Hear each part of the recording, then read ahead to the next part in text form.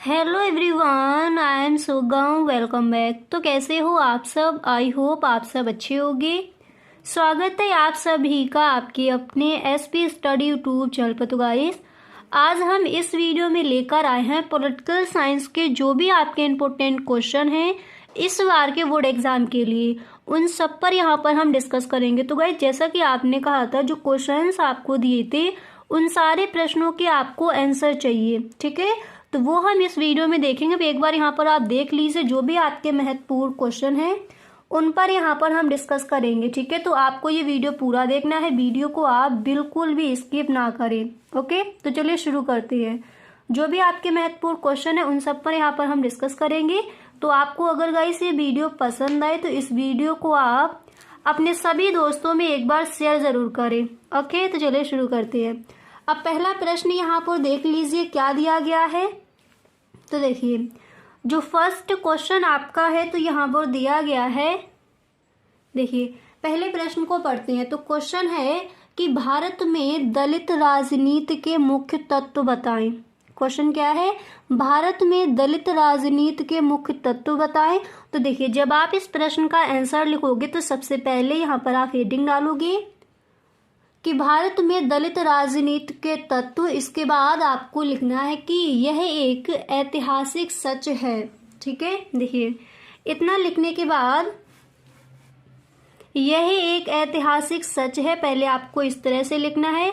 फिर देखिए, इसके बाद आप लिखोगे कि हमारे समाज में दलित वर्ग सबसे अधिक शोषित रहा है। तो भारत में दलित राजनीति के मुख्य तत्व कौन कौन से हैं वो आपको बताने हैं, ठीक है। तो सबसे पहले आपको करना क्या है कि भारत में दलित राजनीति के मुख्य तत्व, इस तरह से आप हेडिंग डालोगे। गाइस देखिए, अगर आप 90+ स्कोर करना चाहते हो तो इतने अच्छे से आपको बोर्ड एग्जाम में लिख कर आना है। कोई भी प्रश्न पूछा गया है तो पहले आप हेडिंग डालिए, ठीक है। फिर उसके बाद यहाँ पर आपको एक लाइन कर देनी है, उसके बाद आप आंसर लिखोगे, ठीक है। क्वेश्चन नंबर डालकर जब आप आंसर लिखोगे तो इस तरह से आपको हेडिंग, जितने भी आपके प्रश्न दिए गए हैं उन सारे प्रश्नों के आंसर लिखने से पहले आप हेडिंग डालेंगे, ठीक है। और गाइस, इस तरह से अपनी तैयारी कीजिए कि पॉलिटिकल साइंस में आपका एक भी नंबर ना छूटे। तो यहाँ पर आपको जितने भी क्वेश्चंस दिए जाए, आज ही आप इन सारे क्वेश्चंस के आंसर को तैयार कर लेंगे, ठीक है, सही ढंग से। तो प्रश्न हमारा क्या था कि भारत में दलित राजनीति के मुख्य तत्व बताइए। तो इस तरह से हेडिंग डालने के बाद फिर आपको इस तरह से लिखना है कि यह एक ऐतिहासिक सच है कि हमारे समाज में दलित वर्ग सबसे अधिक शोषित रहा है। यह एक ऐतिहासिक सच है कि हमारे समाज में दलित वर्ग सबसे अधिक शोषित रहा है। इसके बाद आप लिखोगे कि इस वर्ग को सामाजिक, आर्थिक व राजनीतिक स्तर व अन्याय, असमानता व शोषण झेलना पड़ा है, ठीक है।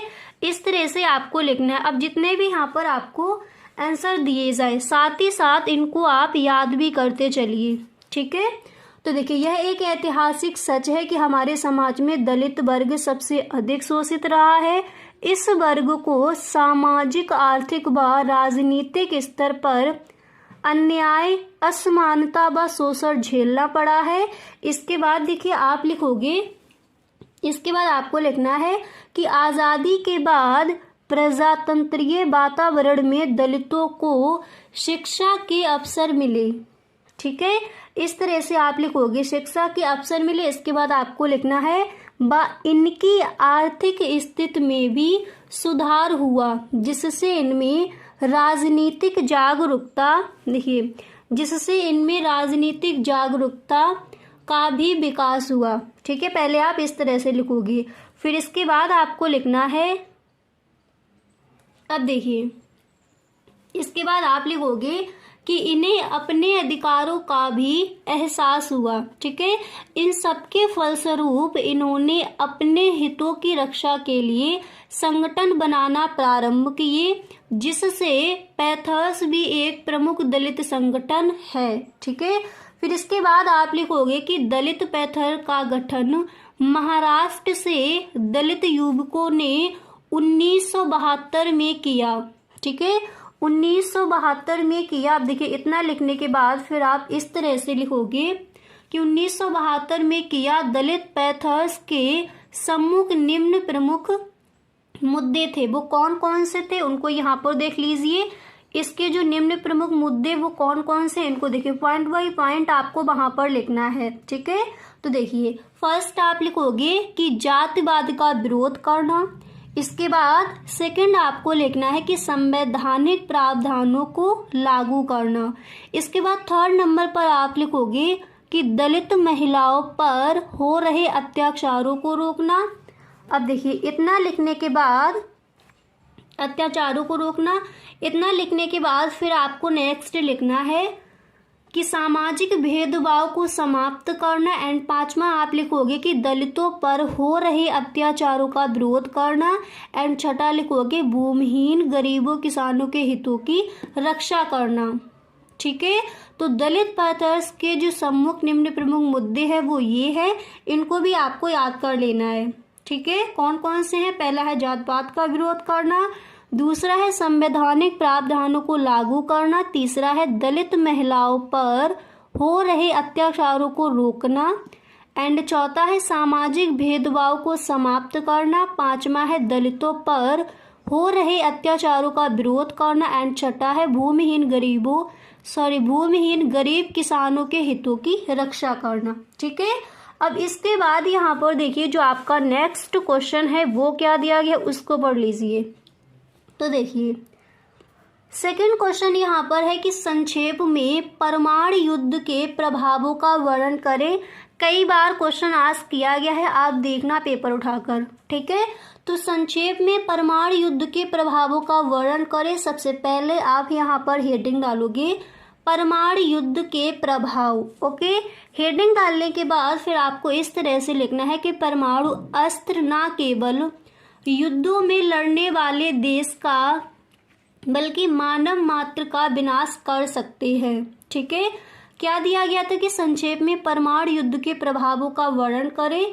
तो आप यहाँ पर किस तरह से लिखोगे? देखिए सबसे पहले आपको इस तरह से लिखना है फर्स्ट पॉइंट कि परमाणु अस्त्र न केवल युद्धों में लड़ने वाले देशों का बल्कि मानव मात्र का विकास कर सकते हैं। ठीक है, इसके बाद देखिए फिर यहाँ पर आप लिखोगे, अब देखिए अब इसके बाद आपको यहाँ पर इस तरह से लिखना है, उसको भी समझ लीजिए। इसके बाद आप लिखोगे यदि सभी देशों की शक्ति इकट्ठी कर दे जिनके पास परमाणु बम है तो वह शक्ति इतनी होगी कि सारे विश्व को कई बार नष्ट किया जा सकता है।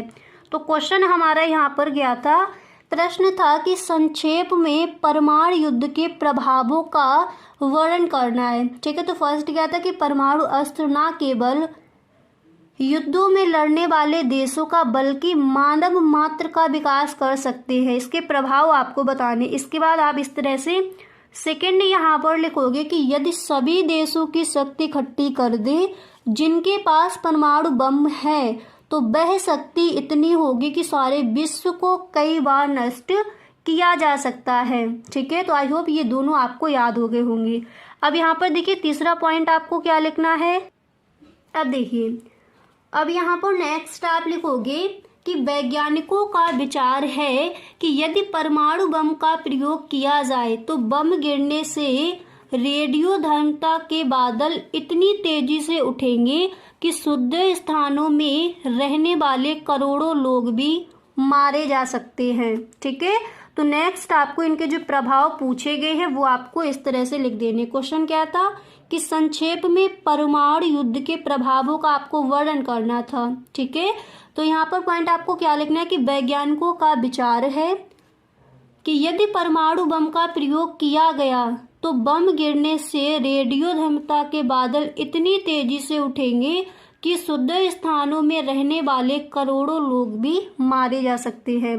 अब इसके बाद देखिए यहाँ पर आप नेक्स्ट आपको क्या लिखना है, नेक्स्ट पॉइंट यहाँ पर आप लिखोगे, देखिए अगला पॉइंट लिखोगे कि यदि विश्व में परमाणु युद्ध हुआ तो पूरी मानव जाति नष्ट हो जाएगी। ठीक है, इस तरह से तो संक्षेप में परमाणु युद्ध के प्रभावों का वर्णन जो है वो आप इस तरह से करोगे। आई होप आपको ये याद भी हो गया होगा यहीं पर। ठीक है। हर जितने भी देखिए क्वेश्चंस दिए गए, हर प्रश्न के आंसर को यहीं पर आप समझते चलिए, जब ताकि बाद में जब इनको आप पढ़ो तो अच्छे से आपको याद हो जाए। ठीक है। अब इसके बाद यहाँ पर जो नेक्स्ट क्वेश्चन है उसको भी पढ़ लेते हैं। तो यहाँ पर देखिए जो अगला प्रश्न आपका है वो क्या दिया गया है वो देख लीजिए। ठीक है। तो देखिए नेक्स्ट प्रश्न यहाँ पर है कि विश्व व्यापार संगठन क्या है, या फिर यही प्रश्न इस तरह से भी पूछा जा सकता है कि विश्व व्यापार संगठन से आप क्या समझते हैं, या फिर विश्व व्यापार संगठन को विस्तार से समझाइए। ठीक है। इस तरह से आपका प्रश्न आज किया जाएगा। अब यहाँ पर देखिए सबसे पहले आपको करना क्या है, सबसे पहले आप डालोगे यहाँ पर हेडिंग विश्व व्यापार संगठन। ठीक है।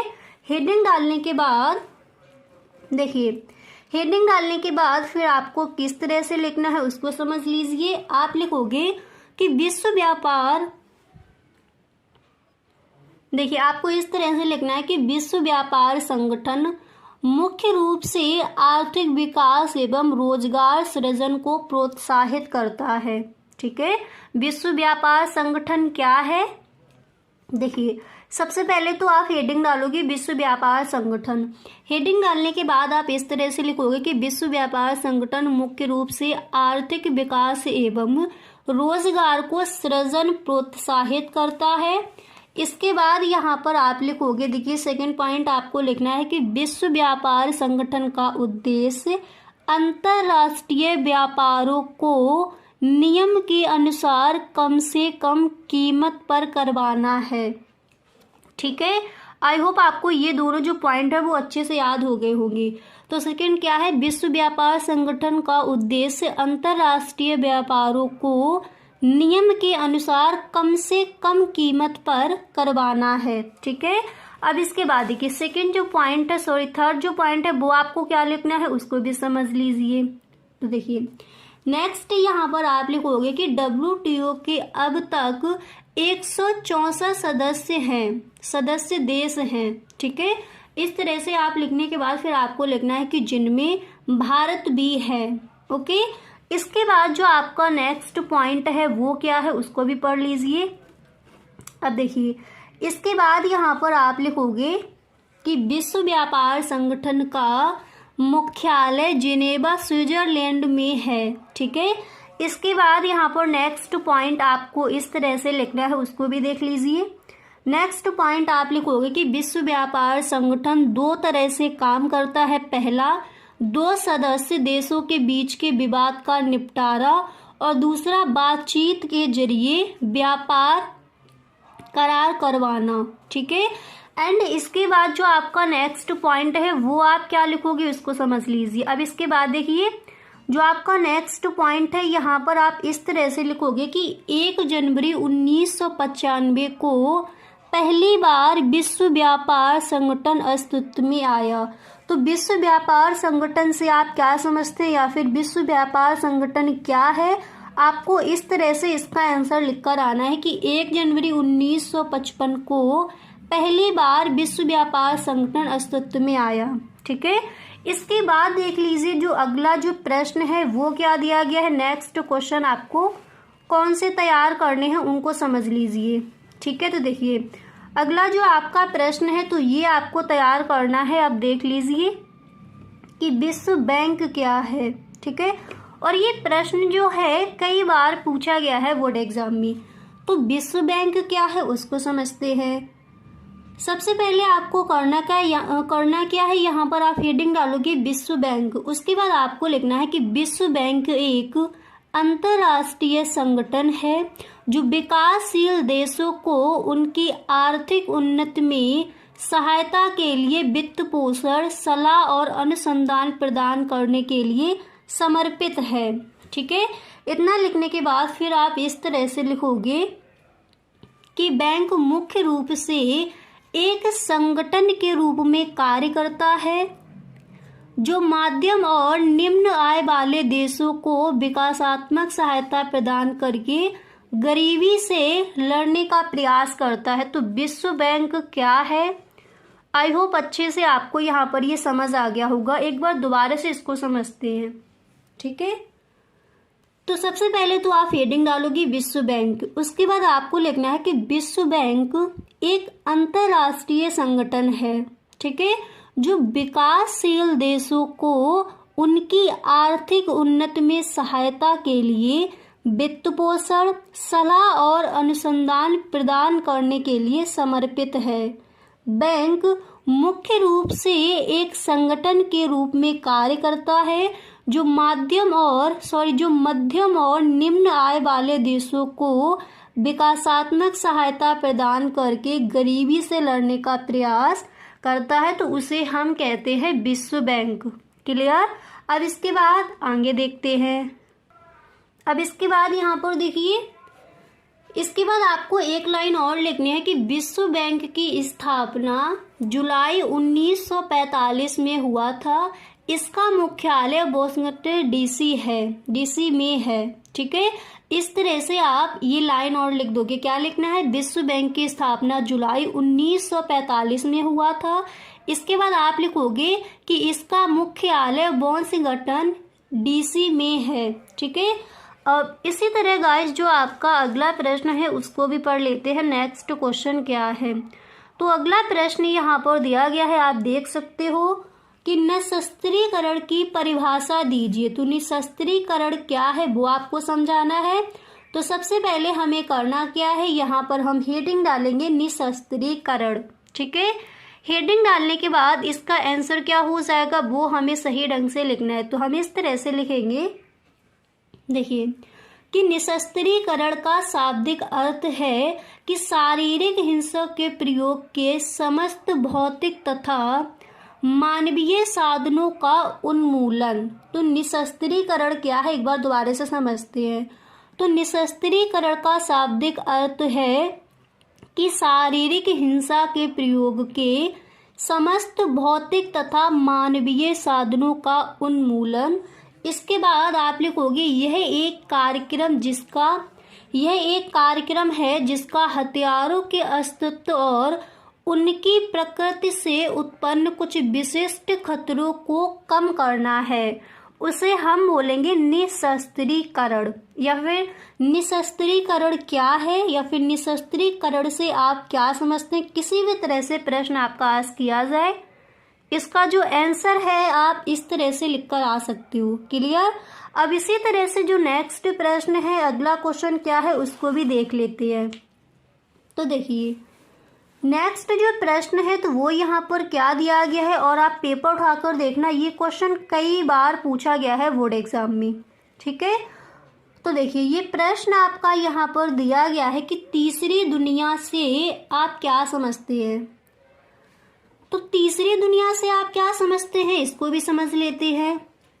सबसे पहले आप तो हेडिंग डालोगे कि तीसरी दुनिया। इसके बाद आपको यहाँ पर लिखना है कि गुट निरपेक्ष आंदोलन को तीसरी दुनिया के लोगों ने तीसरे विकल्प के रूप में देखा। क्या है? गुट निरपेक्ष आंदोलन को तीसरी दुनिया के लोगों ने तीसरे विकल्प के रूप में देखा। तीसरी दुनिया का अर्थ तटस्थता, धर्म को निभाना भी नहीं है, ठीक है। एंड इसके बाद यहाँ पर आप लिखोगे, देखिए इसके बाद आपको लिखना है कि ऐसे देश युद्ध में संलग्न नहीं होते, ना ही युद्ध के सही गलत होने के बारे में उनका कोई पक्ष होता है। इसके बाद आप लिखोगे कि कई कारणों से तीसरी दुनिया के देश, जिसमें भारत भी शामिल है, युद्ध में शामिल हुए हैं। इसके बाद यहाँ पर आप लिखोगे, देखिए युद्ध में शामिल हुए हैं। इसके बाद आपको यहाँ पर लिखना है कि इन देशों ने दूसरे देशों के बीच युद्ध को होने से टालने के लिए काम किया है और हो रहे युद्ध के अंत के लिए प्रयास किए हैं। तीसरी दुनिया के देशों के विकास में शांति, स्थिरता और समृद्धि प्रदान करने में गुट निरपेक्ष आंदोलन ने अपनी महत्वपूर्ण भूमिका निभाई है।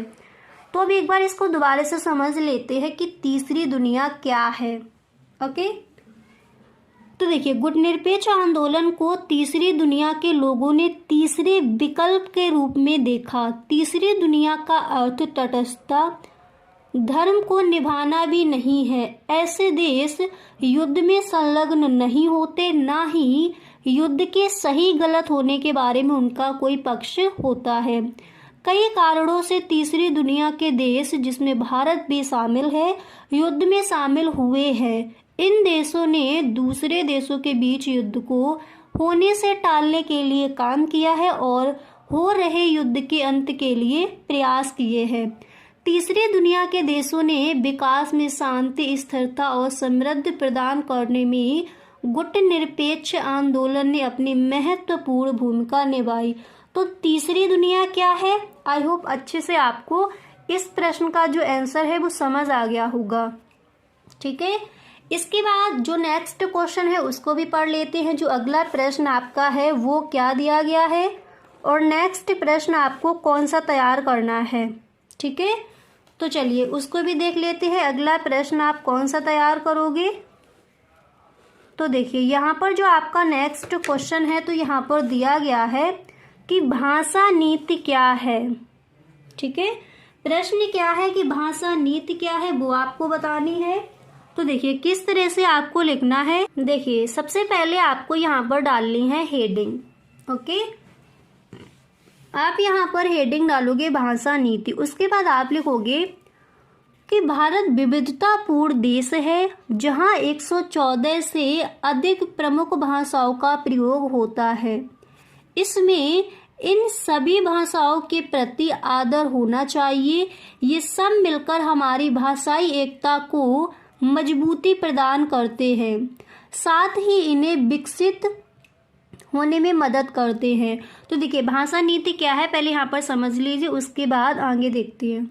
तो देखिए भारत विविधतापूर्ण देश है, ठीक है, जहाँ 114 से अधिक प्रमुख भाषाओं का प्रयोग होता है।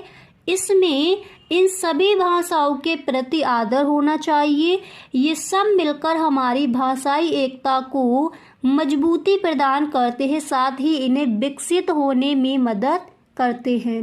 एंड इस इतना लिखने के बाद फिर इसके आगे आप लिखोगे, अब यहाँ पर देखिए उतना लिखने के बाद साथ ही इन्हें विकसित होने में मदद करते हैं। उतना लिखने के बाद फिर आप लिखोगे कि भारतीय संविधान में प्रमुख भाषाओं को समाहित किया गया। तो भाषा नीति क्या है इस तरह से आप लिखोगे। इसके बाद आपको लिखना है जैसे हिंदी, अंग्रेजी, बांग्ला, तेलुगु, कन्नड़ आदि। फिर आप लिखोगे कि भारतीय संविधान में 22 भाषाओं का वर्णन है। यही भाषा नीति है जिसे अपनाकर राष्ट्रीय एकता को सबल बनाया गया है। ठीक है, तो उसे हम कहते हैं भाषा नीति। ओके, तो आप किस तरह से लिखोगे कि भारत विविधतापूर्ण देश है जहां 114 से अधिक प्रमुख भाषाओं का प्रयोग होता है। इसमें इन सभी भाषाओं के प्रति आदर होना चाहिए। ये सब मिलकर हमारी भाषाई एकता को मजबूती प्रदान करते हैं और साथ ही इन्हें विकसित होने में मदद करते हैं। भारतीय संविधान में प्रमुख भाषाओं को समाहित किया गया है। किसे किसे? हिंदी, अंग्रेजी, बांग्ला, तेलुगु, कन्नड़ आदि। फिर आप लिखोगे कि भारतीय संविधान में 22 भाषाओं का वर्णन है। यही भाषा नीति है जिसे अपनाकर राष्ट्रीय एकता को सबल बनाया गया है। ठीक है, इस तरह से आप जो आपका क्वेश्चन था कि भाषा नीति क्या है, इस तरह से आप लिख कर आओगे। क्लियर? इसके बाद देख लीजिए जो नेक्स्ट क्वेश्चन है वो क्या दिया गया है। तो यहाँ पर देखिए अगला जो प्रश्न है वो क्या है उसको देखते हैं। तो देखिए नेक्स्ट जो क्वेश्चन है यहाँ पर आप देख सकते हो। तो प्रश्न आपका यहाँ पर दिया गया है कि नई विश्व व्यवस्था क्या है। ओके, तो नई विश्व व्यवस्था क्या है इसको समझते हैं। सबसे पहले हमें करना क्या, यहाँ पर हेडिंग डालेंगे नई विश्व व्यवस्था। हेडिंग डालने के बाद हमें यहाँ पर इस तरह से लिखना है कि नई विश्व व्यवस्था सोवियत संघ के बाद अमेरिका एकमात्र महाशक्ति के रूप में विश्व पटल पर और अधिक शक्तिशाली रूप में अवतरित हुआ और धीरे धीरे विश्व व्यवस्था पर उसका वर्चस्व स्थापित हो गया। इसके बाद आपको लिखना है, देखिए इसके बाद यहाँ पर आप लिखोगे कि 1991 के सोवियत पतन के बाद बढ़ता हुआ अमेरिका वर्चस्व जिस व्यवस्था की पुष्टि करता है उसे नई विश्व व्यवस्था के रूप में जाना गया। तो नई विश्व व्यवस्था क्या है, आशा करती हूँ अच्छे से ये आपको समझ आ गया होगा। ठीक है, अब इसके बाद जो नेक्स्ट क्वेश्चन है, अगला प्रश्न क्या है उसको भी पढ़ लेती है। ठीक है, तो नई विश्व व्यवस्था क्या है, आई होप आपको क्लियर हो गया होगा। अब देखिए वर्चस्व का क्या अर्थ है उसको समझते हैं, और ये प्रश्न आपका कई बार पूछा भी गया है। तो देखिए वर्चस्व क्या है, सबसे पहले हेडिंग डालोगे वर्चस्व। ओके, हेडिंग डालने के बाद देखिए, हेडिंग डालने के बाद आपको यहाँ पर इस तरह से लिखना है कि वर्चस्व का अर्थ किसी एक देश की अगुवाई या प्राबल्य से है। वर्चस्व को 3 अर्थों में देखा जा सकता है, सैन्य शक्ति के अर्थ में, वैश्विक अर्थव्यवस्था के अर्थ में तथा सांस्कृतिक अर्थ में। अमेरिका का इन तीनों ही क्षेत्रों में वर्चस्व स्थापित है। तो वर्चस्व है क्या, वर्चस्व हम किसे कहेंगे, एक बार दोबारा से समझिए। देखिए वर्चस्व का अर्थ किसी एक देश की अगुवाई या प्राबल्य से है। वर्चस्व को 3 अर्थों में देखा जा सकता है, सैन्य शक्ति के अर्थ में या फिर वैश्विक अर्थव्यवस्था के अर्थ में तथा सांस्कृतिक अर्थ में, और अमेरिका का इन तीनों ही क्षेत्रों में वर्चस्व स्थापित है। ठीक है, आई होप आपको गाइस यहाँ पर देखिए आपको 9 क्वेश्चंस बताए गए। इसी तरह से कुछ और भी आपके प्रश्न हैं वो हम नेक्स्ट वीडियो में देखेंगे। ठीक है, तो जो भी आपके महत्वपूर्ण क्वेश्चन थे वो यहाँ पर हमने आपको बता दिए। अब मिलते हैं गाइस नेक्स्ट वीडियो में। तो जैसा आप बोलते हो उसी के हिसाब से वीडियो मैं बनाती हूँ, तो प्लीज़ आप एक बार सभी दोस्तों में इसको आप शेयर ज़रूर करें।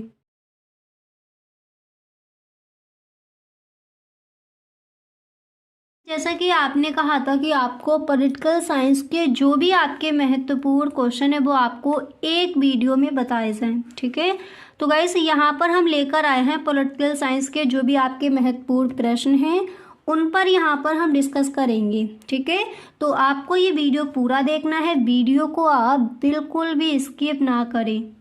इसी तरह से जो भी आपके सब्जेक्ट हैं, ऑल सब्जेक्ट के जो भी आपके इम्पोर्टेंट क्वेश्चन हैं उन सब पर हम डिस्कस करेंगे, और जो आपके मॉडल पेपर हैं उनके फुल सॉल्यूशन आपको मिलेंगे इसी चैनल पर।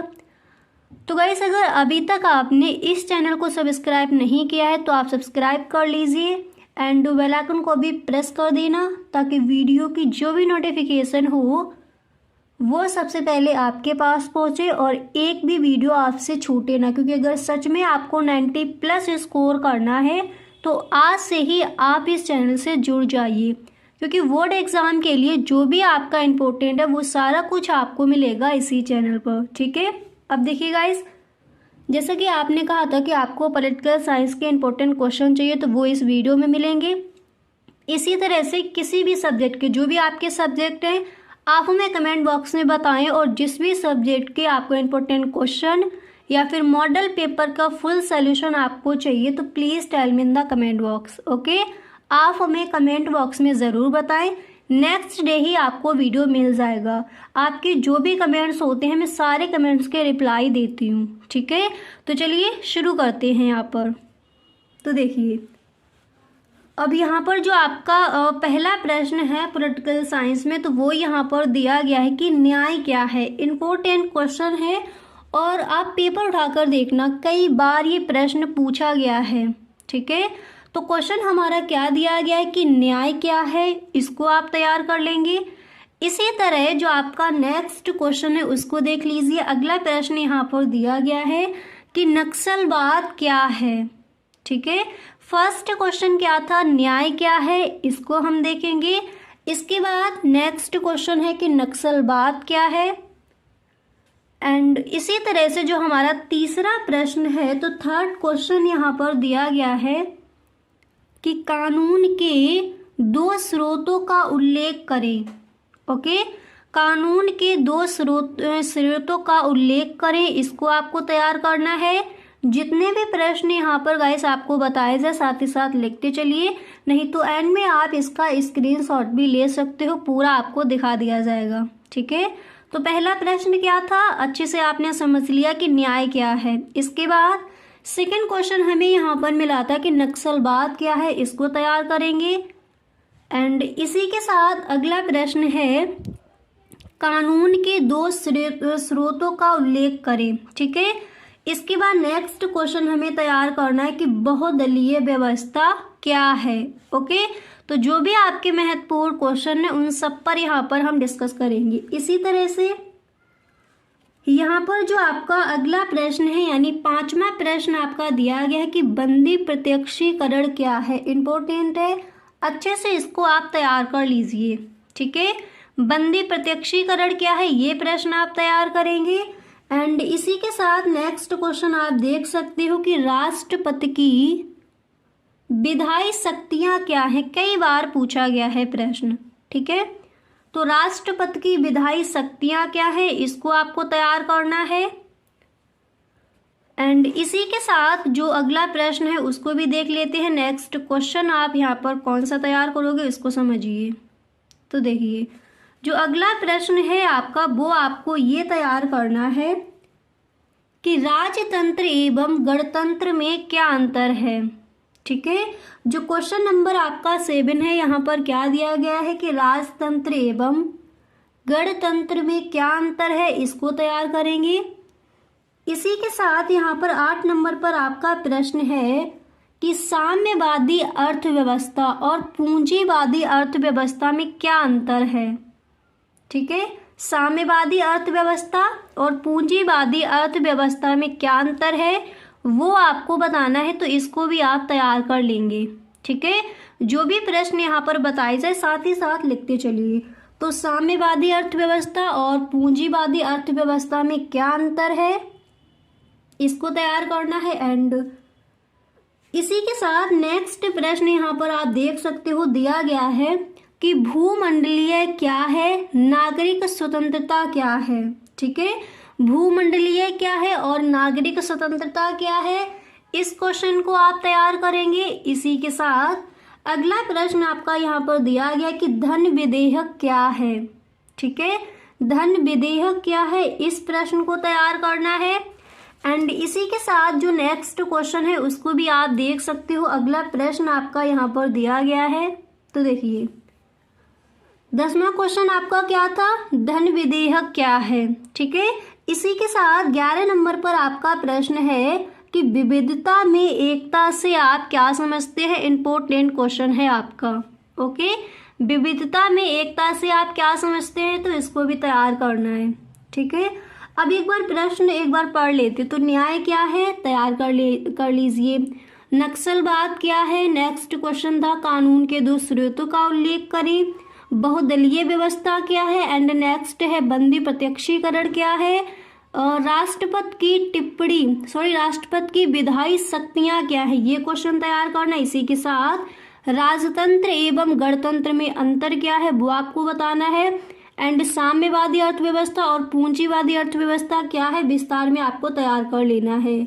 इसी के साथ नेक्स्ट था कि भूमंडलीय क्या है, नागरिक स्वतंत्रता क्या है। 10वां क्वेश्चन आपका था कि धन विधेयक क्या है। इसी के साथ 11वां प्रश्न यहाँ पर दिया गया है कि विविधता में एकता से आप क्या समझते हैं। अब इसके बाद 12 नंबर पर जो आपका क्वेश्चन है उसको पढ़ते हैं कि प्रश्न आपका क्या दिया गया है। तो देखिए इसी के साथ 12 नंबर पर यहाँ पर आप देख सकते हो जो आपका क्वेश्चन है वो क्या है उसको पढ़ लेते हैं। तो प्रश्न है कि शिमला समझौता के किन्हीं दो विशेषताओं का वर्णन करें। ठीक है, अब यहाँ पर आपका क्वेश्चन क्या दिया गया है, एक बार दोबारा से पढ़िए। प्रश्न यहाँ पर दिया गया है कि शिमला समझौता के किन्हीं दो विशेषताओं का वर्णन करें। तो इनकी विशेषताएं क्या है शिमला समझौता की, बहुत सारी विशेषताएं आप याद कर लीजिए। ठीक है, अब इसके बाद यहाँ पर देखिए जो आपका अगला प्रश्न है वो क्या दिया गया है। तो देखिए नेक्स्ट क्वेश्चन आप ये तैयार कर लोगे कि भारत की प्रामाणिक नीति क्या है। ठीक है, भारत की प्रामाणिक नीति क्या है, इसको आपको तैयार करना है। इसी के साथ नेक्स्ट क्वेश्चन यहाँ पर दिया गया है। देखिए 13 नंबर पर प्रश्न क्या था कि भारत की प्रामाणिक नीति क्या है, ठीक है। इसी तरह 14 नंबर पर आपका क्वेश्चन यहाँ पर है कि सांप्रदायिकता क्या है, इसको भी आपको तैयार कर लेना है। अब यहाँ पर देखिए प्रश्न आपका क्या था कि सांप्रदायिकता क्या है, ठीक है, तो इसको भी आप तैयार कर लेंगे। इसी के साथ नेक्स्ट क्वेश्चन यहाँ पर दिया गया है। देखिए 16 नंबर पर आपका प्रश्न यहाँ पर है कि नागरिकता स्वतंत्रता क्या है, ठीक है। नागरिकता स्वतंत्रता क्या है, इसको भी आपको तैयार करना है। जितने भी प्रश्न आपको यहाँ पर बताए जा रहे हैं साथ ही साथ इन सारे प्रश्नों को आप लिखते चलिए, ठीक है। तो क्वेश्चन क्या दिया गया है कि नागरिकता स्वतंत्रता क्या है, इसको तैयार करना है। अब इसी के साथ नेक्स्ट क्वेश्चन यहाँ पर आप देख सकते हो, जो अगला प्रश्न है वो क्या दिया गया है। तो देखिए जो अगला प्रश्न यहाँ पर है तो दिया गया कि 1992 के पृथ्वी सम्मेलन के महत्व बताइए। तो 1992 के पृथ्वी सम्मेलन के जो महत्व है वो आपको याद कर लेने हैं। तो जितने भी प्रश्न हैं इन सबको आप आज ही तैयार कर लीजिए, ठीक है। इसी तरह से आपके जो प्रीवियस ईयर क्वेश्चन है उन सारे प्रश्नों का आपको अलग नोट्स बना लेना है ऑल सब्जेक्ट का, और वो सारे प्रश्न आपको वहाँ पर लिख लेने हैं और उनकी आपको प्रैक्टिस करते रहना है, ठीक है। तो यहाँ पर क्वेश्चन क्या है कि 1992 के पृथ्वी सम्मेलन के महत्व बताएं, ठीक है, इसको आप तैयार करेंगे। इसी के साथ अगला प्रश्न यहाँ पर है कि भाषा नीति क्या है, ठीक है। भाषा नीति क्या है वो आपको बताना है, इसको तैयार करना है। इसी के साथ अगला प्रश्न यहाँ पर दिया गया है, आप देख सकते हो 19वां जो प्रश्न है तो वो क्या है कि सामाजिक न्याय क्या है, ठीक है। सामाजिक न्याय क्या है, भाषा नीति क्या है, एंड न्याय किसे कहते हैं, नक्सलवाद क्या है, इन सारे प्रश्नों को आप तैयार कर लीजिए आज ही। इसी के साथ अगला प्रश्न आप देख सकते हो, नेक्स्ट क्वेश्चन आपको ये तैयार करना है कि रंग भेद की नीति क्या है। तो रंग भेद की नीति क्या है, इसको भी आप तैयार कर लेंगे, ओके। इसके बाद अगला प्रश्न देखिए, तो यहाँ पर जो आपका 21वां क्वेश्चन है तो वो दिया गया है कि लोकसभा में विपक्ष के नेता से क्या समझते हैं, यानी लोकसभा में जो विपक्ष के नेता होते हैं उनके बारे में आपको बताना है, ठीक है।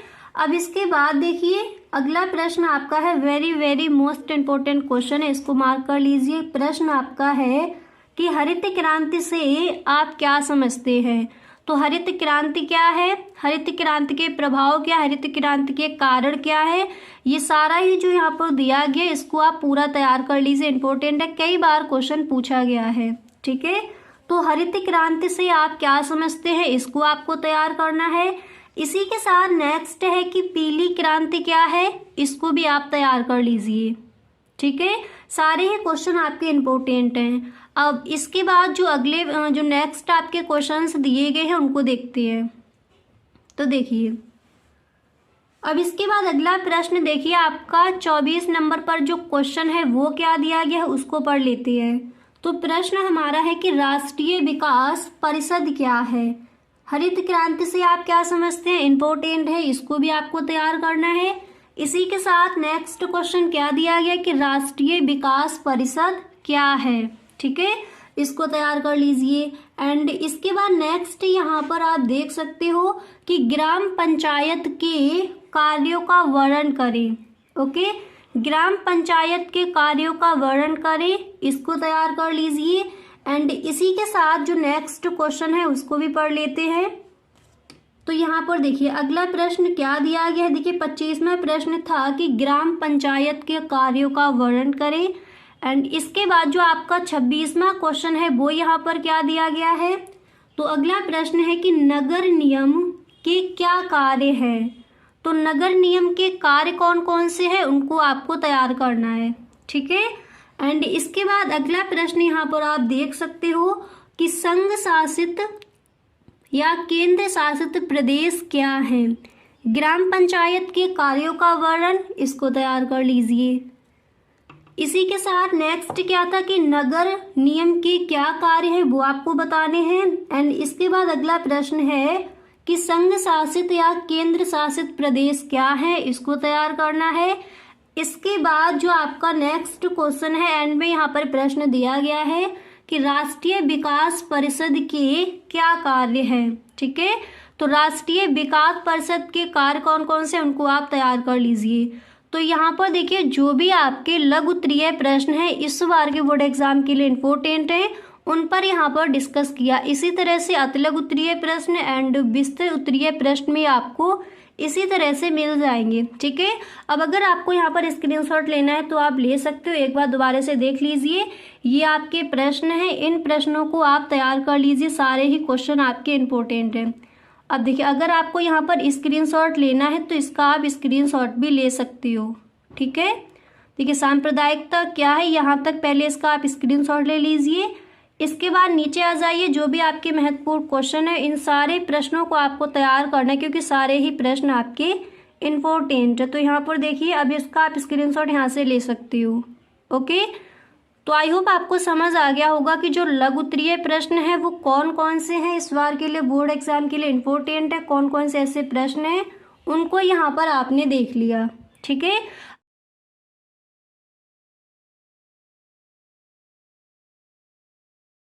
आज हम इस वीडियो में देखने वाले हैं पॉलिटिकल साइंस के जो भी आपके महत्वपूर्ण क्वेश्चन हैं उन सब पर यहाँ पर हम डिस्कस करेंगे। एक बार आप देख लीजिए, जो आपके महत्वपूर्ण क्वेश्चन हैं वो यहाँ पर आपको बताए जाएंगे। तो आपको ये वीडियो पूरा देखना है, वीडियो को आप बिल्कुल भी स्किप ना करें। ठीक है, तो जो भी आपके महत्वपूर्ण क्वेश्चन है उन पर यहाँ पर हम डिस्कस करेंगे। तो चलिए शुरू करते हैं।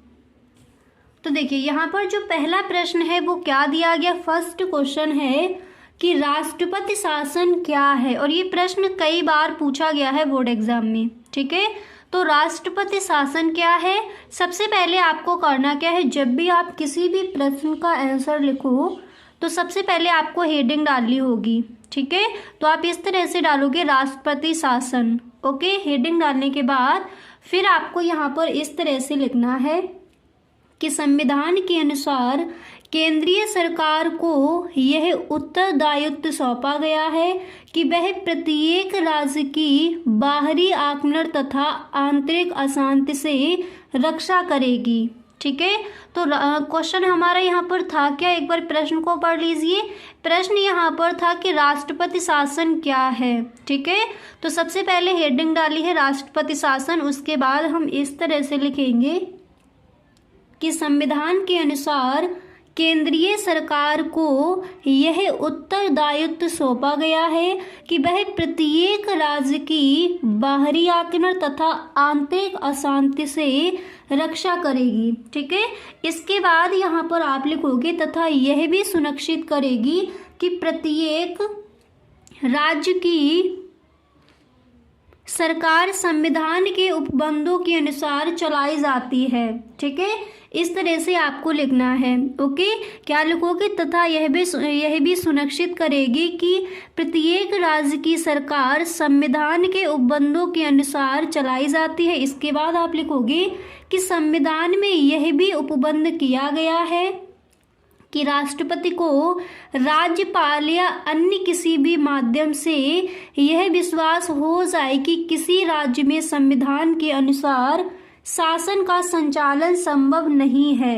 इसके बाद आप लिखोगे तो राष्ट्रपति उस राज्य में, देखिए इसके बाद यहाँ पर फिर आपको लिखना है तो राष्ट्रपति, देखिए आप लिखोगे तो राष्ट्रपति उस राज्य में राष्ट्रपति शासन लागू कर सकता है। इतना लिखने के बाद फिर देखिए यहाँ पर इस तरह से आप लिखोगे कि इस तरह राष्ट्रपति राज्यों में संवैधानिक तंत्र विफल होने पर आपातकालीन शक्तियों का प्रयोग कर सकता है। ठीक है, तो हमारा क्वेश्चन यहाँ पर क्या दिया गया था, एक बार प्रश्न को पढ़ लेते हैं। तो प्रश्न यहाँ पर था कि राष्ट्रपति शासन क्या है, तो इसका जो आंसर है हम इस तरह से लिखकर आएंगे। गाइस, जितने भी प्रश्न यहाँ पर आपको बताए जाए सारे ही क्वेश्चन आपके इम्पोर्टेंट हैं बोर्ड एग्जाम के लिए, तो इन सारे प्रश्नों को आप साथ ही साथ लिखते चलिए। ठीक है, तो प्रश्न आपने देख लिया कि राष्ट्रपति शासन क्या है, उसका आंसर भी यहाँ पर समझ लिया। ओके, अब इसके बाद जो आपका यहाँ पर सेकंड क्वेश्चन है वो क्या दिया गया है उसको समझती है। तो देखिए जो आपका सेकंड क्वेश्चन, अगर आपको गाइस स्क्रीनशॉट लेना है तो प्रत्येक क्वेश्चन का यहाँ पर आप क्वेश्चन के जो आंसर है उनका यहाँ पर आप स्क्रीनशॉट भी ले सकते हो, अगर आपको यहाँ पर स्क्रीनशॉट लेना है, साथ ही साथ आप नहीं लिखते चल रही हो, ठीक है। तो देखिए इसका आप स्क्रीनशॉट भी ले सकते हो। अब इसके बाद यहाँ पर देख लीजिए जो नेक्स्ट क्वेश्चन है वो क्या दिया गया है, अगला प्रश्न कौन सा आपको तैयार करना है उसको समझ लीजिए। तो देखिए जो नेक्स्ट क्वेश्चन है यहाँ पर दिया गया है, तो देखिए जो नेक्स्ट क्वेश्चन है सेकंड क्वेश्चन यहाँ पर दिया गया है कि नाटो से आप क्या समझते हैं, ठीक है। और ये प्रश्न कई बार पूछा भी गया है, इंपॉर्टेंट है। तो नाटो से आप क्या समझते हैं, इसका आंसर देख लीजिए। तो सबसे पहले आपको करना क्या है, यहाँ पर आप हेडिंग डालोगे नाटो, ठीक है। हेडिंग डालने के बाद फिर आपको यहाँ पर इस तरह से लिखना है कि नाटो विश्व का सबसे बड़ा सैन्य संगठन है, ठीक है। इसके बाद आप लिखोगे कि जिसके अंतर्गत एक देश दूसरे देश में अपनी सेना भेजता है और उन्हें अंतर्राष्ट्रीय ट्रेनिंग भी दी जाती है। इसके बाद आप लिखोगे कि साथ ही साथ यह आदेश भी दिया जाता है कि वह हर स्थिति को सख्ती से निपटाए। नाटो की शुरुआत दूसरे विश्व युद्ध के बाद 4 अप्रैल 1949 में की गई। ओके, तो इस तरह से आप इस प्रश्न का आंसर लिखकर आओगे। क्वेश्चन हमारा यहाँ पर क्या था कि नाटो से आप क्या समझते हैं, तो आप किस तरह से लिखोगे कि नाटो विश्व का सबसे बड़ा सैन्य संगठन है जिसके अंतर्गत एक देश दूसरे देश में अपनी सेना भेजता है और उन्हें अंतर्राष्ट्रीय ट्रेनिंग भी दी जाती है। साथ ही साथ यह आदेश भी दिया जाता है कि वह हर स्थिति को सख्ती से निपटाए। नाटो की शुरुआत दूसरे विश्व युद्ध के बाद 4 अप्रैल 1949 में की गई, ठीक है। तो नाटो से आप क्या समझते हैं, तो इस तरह से आप इसका जो आंसर है वो लिखोगे।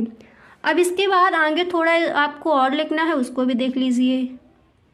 देखिए अब यहाँ पर देखिए इसके बाद आप इस तरह से लिखोगे कि नाटो का full form North Atlantic treaty organization है और इसे अटलांटिक अलायंस के नाम से भी जाना जाता है। हिंदी में नाटो का उत्तर अटलांटिक संधि संगठन कहा जाता है। यहाँ पर आप को की जगह का कर लोगे, ठीक है।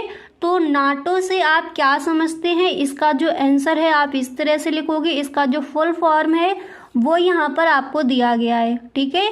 तो पहला प्रश्न क्या था कि राष्ट्रपति शासन क्या है, इसके बाद सेकंड क्वेश्चन क्या था, नाटो से आप क्या समझते हैं, ठीक है। तो इन दोनों ही प्रश्नों को आप तैयार कर लीजिए आज ही। अब इसके बाद देखिए जो आपका नेक्स्ट क्वेश्चन है वो क्या दिया गया है उसको समझते हैं। तो देखिए यहाँ पर जो आपका क्वेश्चन नंबर 3 तो क्या दिया गया है, एक बार प्रश्न को पढ़िए। तो प्रश्न है कि लाल बहादुर शास्त्री ने प्रधानमंत्री कार्यकाल में मुख्य चुनौतियां कौन कौन सी थीं, यानी लाल बहादुर शास्त्री के प्रधानमंत्री कार्यकाल में मुख्य चुनौतियां कौन कौन सी थी वो यहाँ पर आपको बतानी है, ठीक है। तो देखिए कौन कौन सी चुनौतियां थी उनको समझते हैं।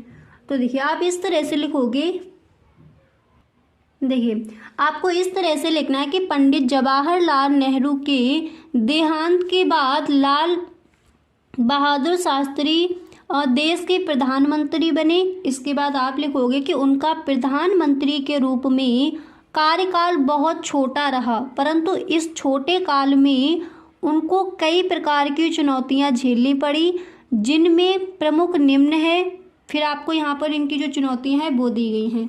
तो पहले जो इनका आंसर ऊपर दिया गया उसको एक बार दोबारा से देखते हैं, ठीक है। तो लाल बहादुर शास्त्री के प्रधानमंत्री कार्यकाल में मुख्य चुनौतियां कौन कौन सी हैं वो आपको बतानी है। तो आप इस तरह से जो आंसर है इस तरह से लिखोगे कि पंडित जवाहरलाल नेहरू के देहांत के बाद लाल बहादुर शास्त्री देश के प्रधानमंत्री बने। उनका प्रधानमंत्री के रूप में कार्यकाल बहुत छोटा रहा, परंतु इस छोटे काल में उनको कई प्रकार की चुनौतियां झेलनी पड़ी, जिनमें प्रमुख निम्न हैं। अब देखिए वो कौन कौन से उनको समझ लीजिए। तो यहाँ पर आप देख सकते हो फर्स्ट है यहाँ पर सिंडिकेट का प्रभाव नदी। इसके बाद 1962 में हुई चीन युद्ध का प्रभाव। इसके बाद नेक्स्ट है भारत का पाक युद्ध 1965, अनेक प्राकृतिक विपदाएं। ठीक है, इस तरह से आप जो क्वेश्चन था इसका आंसर आप इस तरह से लिख कर आओगे। ठीक है, तो लाल बहादुर शास्त्री के प्रधानमंत्री कार्यकाल में मुख्य चुनौतियां कौन कौन सी थी वो यहाँ पर आपने देख ली। क्लियर। अब इसके बाद क्वेश्चन नंबर जो आपका 4 वो क्या दिया गया है उसको भी समझ लीजिए। तो देखिए यहाँ पर आप देख सकते हो जो क्वेश्चन नंबर आपका 4 है वो क्या दिया है उसको समझते हैं। और गाइस देखिए इसका एक वीडियो मैंने अपलोड कर दिया है, अगर आपने वो वीडियो नहीं देखा है तो डिस्क्रिप्शन बॉक्स में आपको लिंक मिल जाएगा। ओके, उसमें भी आपको जो इम्पोर्टेंट क्वेश्चन है वही वहाँ पर दिए गए हैं, तो उसको भी आप एक बार ज़रूर देख लें। ठीक है, विद आंसर आपको दिया गया है, जो क्वेश्चन इम्पोर्टेंट है वो वहाँ पर आपको मिल जाएंगे। इसी तरह से देखिए अगर गाइस आपने सारी वीडियोस नहीं देखी हैं पॉलिटिकल साइंस के इम्पोर्टेंट क्वेश्चंस की, तो एक बार आप प्लेलिस्ट चेक कर लीजिए। पॉलिटिकल साइंस के इम्पोर्टेंट क्वेश्चन क्लास 12 ये आपकी प्लेलिस्ट बना रखी है, चैनल पर जाकर आप एक बार प्लेलिस्ट चेक कर लीजिए। ठीक है, वहाँ पर आपको सारे वीडियोस मिल जाएंगे। अब देखिए यहाँ पर जो नेक्स्ट क्वेश्चन है वो क्या दिया गया उसको पढ़ लेते हैं। तो प्रश्न यहाँ पर है कि द्वितीय विश्व युद्ध के पश्चात सोवियत संघ की अर्थव्यवस्था क्या थी। ठीक है, द्वितीय विश्व युद्ध के पश्चात सोवियत संघ की अर्थव्यवस्था क्या थी उसको समझते हैं। अब देखिए गाइस ये आपके वीडियो मिल रहा है, इसी की तरह आपका नेक्स्ट वीडियो भी आएगा, उसमें भी इसी तरह से जो आपके इम्पोर्टेंट क्वेश्चंस हैं विद आंसर आपको मिलेंगे उस वीडियो में। तो अगर अभी तक आपने इस चैनल को सब्सक्राइब नहीं किया है तो आप इस चैनल को सब्सक्राइब कर लीजिए एंड बेल आइकन को भी प्रेस कर लेना, ताकि वीडियो की जो भी नोटिफिकेशन हो वो सबसे पहले आपके पास पहुँचे और एक भी वीडियो आपसे छूटे ना, क्योंकि पॉलिटिकल साइंस के पेपर में आपको एक भी नंबर छोड़ना नहीं है, सारे के सारे क्वेश्चंस के आंसर आपको देकर आना है इस बार के बोर्ड एग्जाम में। ठीक है, तो आपका क्वेश्चन यहाँ पर क्या है एक बार दोबारा से प्रश्न को पढ़ लीजिए फिर इसका आंसर देखते हैं। तो क्वेश्चन था कि द्वितीय विश्व युद्ध के पश्चात सोवियत संघ की अर्थव्यवस्था क्या थी। तो देखिए इसका जो आंसर है आप इस तरह से लिखोगे कि द्वितीय विश्व युद्ध के पश्चात सोवियत संघ की अर्थव्यवस्था। ठीक है, पहले आप इस तरह से एक लाइन लिख दोगे, उसके बाद देखिए पॉइंट बाय पॉइंट आपको इसका आंसर देना है। तो यहाँ पर पहले आपको फर्स्ट पॉइंट डालना है और फर्स्ट पॉइंट डालने के बाद आप इस तरह से लिखोगे कि सोवियत संघ की अर्थव्यवस्था अमेरिका के अलावा विश्व के अन्य देशों से अच्छी थी। ठीक है, क्वेश्चन है कि द्वितीय विश्व युद्ध के पश्चात सोवियत संघ की अर्थव्यवस्था क्या थी। तो फर्स्ट पॉइंट डालने के बाद आप लिखोगे कि सोवियत संघ की अर्थव्यवस्था अमेरिका के अलावा विश्व के अन्य देशों से अच्छी थी। ठीक है, इतना लिखने के बाद फिर देखिए यहाँ पर आपको डालना है सेकंड पॉइंट और फिर उसमें आप इस तरह से लिखोगे कि सोवियत संघ की संचार प्रणाली विकसित थी, उसके पास विशाल ऊर्जा संसाधन था जिसमें खनिज तेल, लोहा और इस्पात तथा मशीनरी उत्पाद शामिल थे। ठीक है, सेकेंड पॉइंट आप इस तरह से लिखोगे, क्या लिखना है आपको, सोवियत संघ की संचार प्रणाली विकसित थी, उसके पास विशाल ऊर्जा संसाधन था जिसमें खनिज तेल, लोहा और इस्पात तथा मशीनरी उत्पाद शामिल थे। अब इसके बाद देखिए 3 नंबर पर आपको क्या लिखना है, देखिए फिर इसके बाद नेक्स्ट आप लिखोगे कि सोवियत संघ सुदूर क्षेत्र भी आवागमन की व्यवस्थित और विस्तृत प्रणाली से जुड़े थे जिससे आर्थिक महत्व की वस्तुओं के आदान प्रदान की सुविधा थी। ठीक है, अब देखिए इतना लिखने के बाद फिर इसके आगे देखिए आपको इस तरह से लिखना है। 4 पॉइंट डालने के बाद फिर यहाँ पर आप इस तरह से लिखोगे कि सोवियत संघ का घरेलू उपभोक्ता उद्योग भी बहुत उन्नत था, यहाँ सभी वस्तुओं का उत्पादन होता था। ठीक है, एंड इसके बाद आपको यहाँ पर लिखना है कि सरकार ने सभी नागरिकों के लिए एक न्यूनतम जीवन स्तर सुनिश्चित कर दिया। ठीक है, तो जो आपका क्वेश्चन था इसका जो आंसर था आपको इस तरह से लिखना था। तो आपका प्रश्न क्या था, एक बार दोबारा से प्रश्न को पढ़ते हैं। तो क्वेश्चन था कि द्वितीय विश्व युद्ध के पश्चात सोवियत संघ की अर्थव्यवस्था क्या थी। अगर गाइस इसका आपको स्क्रीनशॉट लेना है तो इसका आप स्क्रीनशॉट भी यहाँ पर ले सकते हो, ठीक है। तो देखिए स्क्रीनशॉट ले लीजिए। इसी तरह से जो आपका 3rd नंबर पर क्वेश्चन था उसका अगर आप स्क्रीनशॉट लेना चाहते हो तो उसका भी यहाँ पर आप ले सकते हो। इसी तरह से आपका जो 2nd क्वेश्चन था अगर उसका आपको स्क्रीनशॉट लेना है तो उसका भी आप ले लीजिए, ठीक है। 1st क्वेश्चन का स्क्रीनशॉट यहाँ पर आप देख चुके हो, ओके। तो गाइस जो भी आपके महत्वपूर्ण क्वेश्चन है इसी तरह से सारे ही प्रश्नों के आंसर आपको दिए जाएंगे इसी चैनल पर। और गाइस इसी तरह से किसी और भी सब्जेक्ट के आपको इंपॉर्टेंट क्वेश्चन चाहिए हो या फिर मॉडल पेपर का फुल सॉल्यूशन चाहिए हो तो please tell me in the comment box. हर किसी का मैं रिप्लाई देती हूँ, जिसके भी कमेंट्स हैं सारे कमेंट्स का रिप्लाई आपको मिलता है और आप जिस चीज़ की आप डिमांड करते हो वो वीडियो भी आपको मिलती है, ठीक है, पढ़ाई से रिलेटेड। ओके तो गाइस आज के लिए बस इतना ही, अब मिलते हैं नेक्स्ट वीडियो में। अगर गाइस आपको वीडियो पसंद आया है तो प्लीज़ आप इस वीडियो को अपने सभी दोस्तों में एक बार शेयर ज़रूर करें, क्योंकि जैसा आप बोलते हो उसी के हिसाब से वीडियो बनाती हूँ। तो प्लीज़ आप एक बार इस वीडियो को अपने सभी दोस्तों में शेयर करें। गाइस अगर आपको वीडियो सच में पसंद आया है तो इसको आप लाइक कर दें।